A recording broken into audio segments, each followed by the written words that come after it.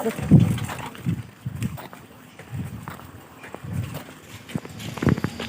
গাইছ, এতিয়া মই মানে আহি আছোঁ আমাৰ বাইদেউৰ ঘৰলৈ আহি আছোঁ। বাইদেউৰ ঘৰত বিহু প্ৰগ্ৰেম এটা কৰিছে, মানে বিহু প্ৰগ্ৰেম নহয় আৰু ভাত খোৱা প্ৰগ্ৰেম দেই। বিহুৰ কাৰণে কৰি মুখত ওলাই গ'ল আৰু ভাত খোৱা প্ৰগ্ৰেম এটা কৰিছে, সেইকাৰণে আহি আছোঁ।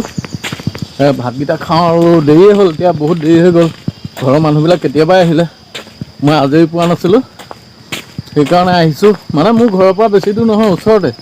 সেইকাৰণে খোজকাঢ়ি আহি আছোঁ, মানে চেণ্টাৰৰ পৰা লাহেকৈ গাঁৱলীয়া ৰাস্তাটোদি গুচি আহিলোঁ। বোলক ভাত কি দি বনাইছেনো আৰু কি দি খুৱাব তাকে চাই লওঁ নে কি? ভাল লাগে ন বিহু বুলি নিজৰ মানুহবিলাকৰ ঘৰলৈ যেতিয়া অহা হয়, ভাত এসাঁজ দেখা শুনা খোৱা হয়, তেতিয়া খুবেই ভাল লাগে। এনেকৈ মই খোজকাঢ়ি আহি আছোঁ আকৌ দেই। গতিকে খুব ভাল লাগে আৰু এইটো এটা সম্বন্ধটো অটুট থাকে। আচলতে সম্বন্ধত যি বান্ধোন, সেই বান্ধোনটো অটুট থাকে। এনেকৈ মাজে সময়ে এসাঁজ দুসাঁজ খাই থাকিব লাগে আকৌ দেই। বাইদেউ ঘৰৰ পদূলিত উপস্থিত হৈ দেখা পালোঁ সেই ৰঙা ৰঙা হৈ থোপা থোপে ফুলি থকা গোলাপ ফুলৰ বাগিচাখন। অকল ইয়াত গোলাপ ফুলেই নহয়, বিভিন্ন ধৰণৰ ফুল আছে। হ'লেও মই ক'ম গোলাপ ফুলজোপা দেখিবলৈ বৰ ধুনীয়া লাগিছে। গতিকে মই এই লোভ সামৰিব নোৱাৰিলোঁ।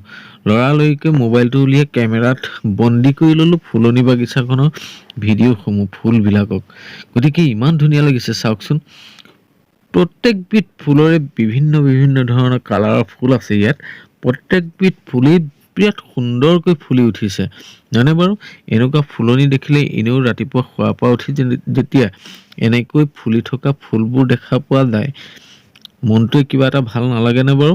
আৰু ঘৰখনত যেতিয়া চোতালৰ আগফালে এনেকুৱা এখন ধুনীয়া ফুলনি বাগিচা হয়, তেতিয়াতো মনটো সদায় ভাল লাগি থাকে, যেন মনটোৱে হাঁহি আছে, সদায় হাঁহিয়ে থাকিব, তেনেধৰণৰ এটা ভাৱ জাগি নুঠেনে বাৰু মনত? সঁচাকৈ মই কিন্তু ফুল বিৰাট ভাল পাওঁ দেই। ফুল দেখা মানেই, ফুলবিলাক হালি জালি নাচি থকা মানেই মনটো কিবা এটা ভাল লাগি আহে, নহয়নে বাৰু? বাৰু যি নহওক, ব'লক তেনেহ'লে বাইদেউ ঘৰলৈ সোমাই যাওঁ এতিয়া। বাইদেউ ঘৰখন মই দেখুৱাবলৈ চেষ্টা কৰিম, আৰু বাইদেউ ঘৰৰ চোতালতে বহি আছে আমাৰ ৰাইজবিলাক, সেই তেখেতলোককো দেখুৱাম। ব'লক তেনেহ'লে তালৈকে যাওঁ। এয়াই হ'ল আমাৰ বাইদেউ ঘৰ, মানে মামাৰ ছোৱালীৰ ঘৰ। মই কেমেৰাটো উলিয়াই, মোবাইলটো উলিয়াই অহা দেখি মোৰ ঘৰৰ সেই মানুহজনী আৰু ইহঁতবিলাক ভিতৰলৈ সোমাইছে। লগতে চোতালৰ মাজতে বহি আছে আমাৰ ভিনদেউটো, একেবাৰে হাঁহি দাঁত নিকটাই হাঁহি বহি আছে দেই। বিশেষ দেৰি নকৰিলোঁ, লৰালৰিকৈ আহিলোঁ, ভিতৰলৈকে সোমাই আহিলোঁ আৰু আহি পেলাই ডাইনিং টেবুলখনত বহিলোঁ। ভাতৰ কাঁহীখন মুখৰ আগত দিলে আমাৰ সেই বোৱাৰীজনীয়ে, মানে ভাই বোৱাৰীজনীয়ে ভাত দিছে, দাইল দিছে আৰু ইফালে লোকেল মুৰ্গী চব্জি অকণ, লগত চালাড। বিশেষ একো নাই, কিন্তু ইয়াৰ মাজত কিন্তু মৰম আছে। মৰম থকাৰ কাৰণেইতো নিমন্ত্ৰণ দিছে ন। নিজৰ মানুহবিলাকে তেতিয়াহে নিমন্ত্ৰণ দিয়ে, যেতিয়া নিজৰ প্ৰতি আন্তৰিকতা থাকে, মৰম থাকে, তেতিয়াহে নিমন্ত্ৰণ কৰি মাতি আনে, নহয়নে বাৰু? ভাত এসাঁজ লগে ভাগে খাই যিটো তৃপ্তি পোৱা যায়, সেইটো হয়তো সেই পৰিয়ালত যৌথভাৱে যিসকল থাকে সেইসকলে একেবাৰে বুজি পাব, নহয়নে বাৰু? ইয়াতে খুব তৃপ্তিৰে মই ভাতখিনি খালোঁ দেই, খুব তৃপ্তিৰে খালোঁ। এয়া আমাৰ বাইদেউ। আচলতে মেইন কথাটো কি জানে, মই সিহঁতৰ চবৰে এটা ভিডিঅ' ল'লোঁহে, ফটো এখন লৈ থ'লোঁহে, কিন্তু ইহঁতে কেমেৰাটো উলিয়ালে, মোবাইলটো উলিয়ালেই লাজ কৰে, মোবাইলটো দেখাৰ লগে লগে পলাবলৈ ধৰে। গতিকে মই আৰু সিহঁতক আমনি নকৰিলোঁ, সেই বুলিয়ে খাই থাকিলোঁ। এইগৰাকী যে আমাৰ ভাই বোৱাৰী দেই, এইগৰাকী। আৰু এয়া মোৰ কাষতে নাচি পেলালেহি, এই আমাৰ গাঁৱৰে খুৰীদৌ এগৰাকী। খুব ফূৰ্তিত নাচি থাকে তেওঁ, প্ৰায় নাচেই আৰু ক'বলৈ গ'লে। তেওঁ বিৰাট ফূৰ্তিবাজ মানুহ। তেওঁ চাওক, মই খাই আছোঁ আৰু তেখেতে পূৰা কাষতে নাচি আছে। বাৰু যি নহওক, এনেকেই আনন্দ ফূৰ্তিৰ মাজেই, হয়নে? আমাৰ গৰাকীয়ে আকৌ মুখখন স্কাৰ্ফখনে ঢাকি আহিছে, হয়নে বাৰু?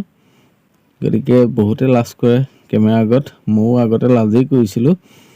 কেমেৰাৰ আগত মুখখন উলিয়াই কথা ক'বলৈ বা কিবা এটা ক'বলৈ লাজ কৰিছিলোঁ। এতিয়া বাৰু লাহে লাহে হৈ আহিছে আৰু মাজে সময়ে দেখুৱাব পৰা হৈছোঁ, বা কেমেৰাটো আগফালে লৈ মানুহৰ আগত দুই এষাৰ কথা ক'ব পৰা হৈছোঁ। বাৰু যি নহওক, বিৰাট তৃপ্তিৰে মই ভাত সাঁজ খাইছোঁ। এয়া দেখিছে নাই, লোকেল মুৰ্গী চব্জি। বিশেষ একো নাই যদিও ইয়াৰ মাজত কিন্তু মই আকৌ ক'ম, ইয়াৰ মাজত কিন্তু অজস্ৰ মৰম আছে, যিখিনি মৰম আমাৰ সেই ভাতখিনিয়ে জুখিব নোৱাৰোঁ। আচলতে মৰম থকাৰ কাৰণে এই ভাতখিনি আগবঢ়াইছে, নহয়নে বাৰু? ইয়াত হয়তো ভাত নিমখ বা আলু পিটিকাৰো হ'ব পাৰে, কিন্তু যেতিয়া আপোন মানুহ ঘৰে মৰমত যাচি দিয়ে, ভাত কেইটামান খাই যাচোন, এই শব্দবিলাক শুনি খুব ভাল লাগে, নহয়নে? কাৰণ সদায় নিকায় হ'লেও তাৰ মাজত মৰম লুকাই থাকে, মৰমৰ এনাজৰী বান্ধোনডাল থাকে কাৰণে দিয়ে। এয়া চাওক ভিতৰত একেবাৰে গুলজাৰ হৈ আছে, গান নাচ গান বা বেলেগ ফূৰ্তি কৰিছে, যেন কিবা এটা উৎসৱহে আৰু কিবা এটা উৎসৱ হোৱা যেন লগা নাইনে? কিন্তু একো নহয়, এইবিলাক একোৱেই নহয়। ইয়াৰ কথাটো হৈছে মানে বিহু বুলি পৰিয়ালৰ দুই এঘৰক মাতিছে ভাত এসাঁজ খাবলৈ, সিমানেই। কিন্তু গোটেইখিনি লগ খাইছেই যে, দুই এঘৰকৈ গোটেইখিনি লগ পোৱাৰ কাৰণে আজি ফূৰ্তিতে পোৱালীকেইটাই একেবাৰে নাচি বাগি ক'ব নোৱাৰা। ভাত মুঠি খাই ল'লোঁ আৰু বাহিৰত আহি বহি ল'লোঁহি। চকী পাৰি বহি ল'লোঁ। মোৰ আশে পাশে মা আছে, বাইদেউ আছে, ভিনদেউ আছে, ভণ্টি আছে আৰু মোৰ মানুহজনী একেবাৰে কাষতে আছে। মানে মই চিনাকিটো দিলোঁ মোৰ বাওঁফালৰ পৰা, লৰালৰিকৈ চিনাকিটো দি দিলোঁ দেই, কিয় নহ'লে ইহঁতে বিৰাট ভয় কৰে যে কেমেৰা দেখিলে। আৰু পলিক কৈছোঁ মনে মনে মোবাইলটো ঘূৰাই ভিডিঅ' এটা কৰি দে।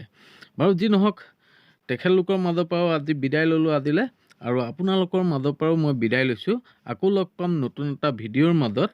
কিন্তু আপোনালোকে জনাবচোন ভিডিঅ'টো কেনেকুৱা লাগিলে, আৰু আপোনালোকৰ পৰিয়ালবিলাকৰ মাজত যেতিয়া সকলো গোট খায় তেতিয়া বাৰু এনেধৰণৰ আনন্দ এটা উৎসৱ গঢ় লৈ উঠেনে নুঠে, এই কথাটো কিন্তু কমেণ্ট এটা কৰি পেলাই জনাব দেই। আজিলৈ ৰাখিছোঁ, বাই বাই, ধন্যবাদ।